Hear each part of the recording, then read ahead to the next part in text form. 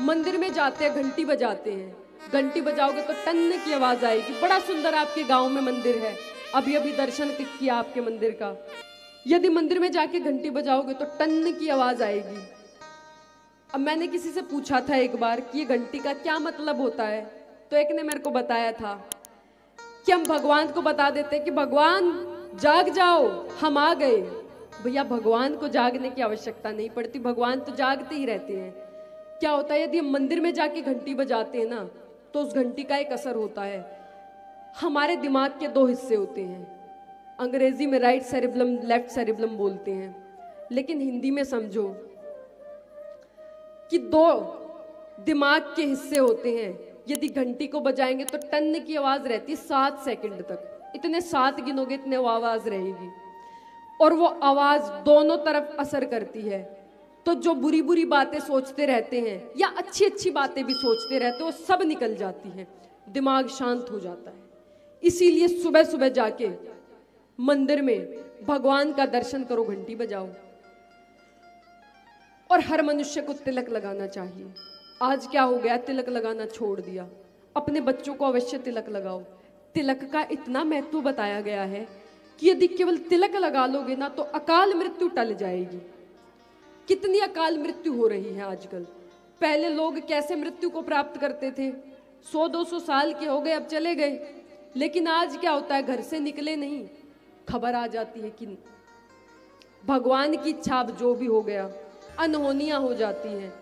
तो शास्त्र कहते हैं जो ये अनहोनियां होती हैं इनको केवल तिलक टाल सकता है। यदि माथे पर तिलक लगा होगा तो अकाल मृत्यु को टाल देगा, ये तो शास्त्र कहते हैं।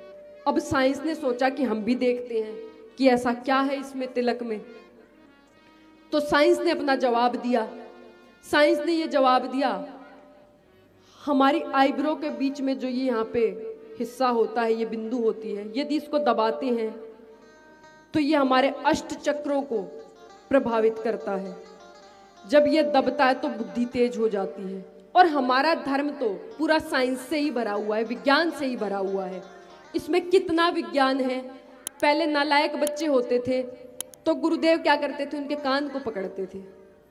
अब अमेरिका ने क्या कर दिया, जो नालायक बच्चे हैं ना, उनके शिक्षकों को बता दिया कि तुम इनके कान खींचा करो।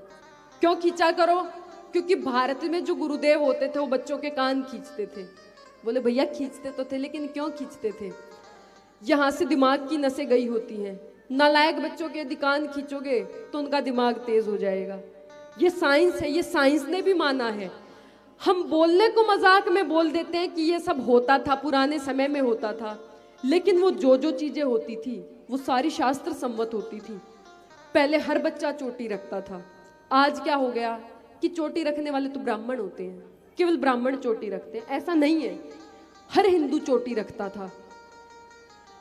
हमारा देश गुलाम बन गया था, आपको पता है, अंग्रेजों का।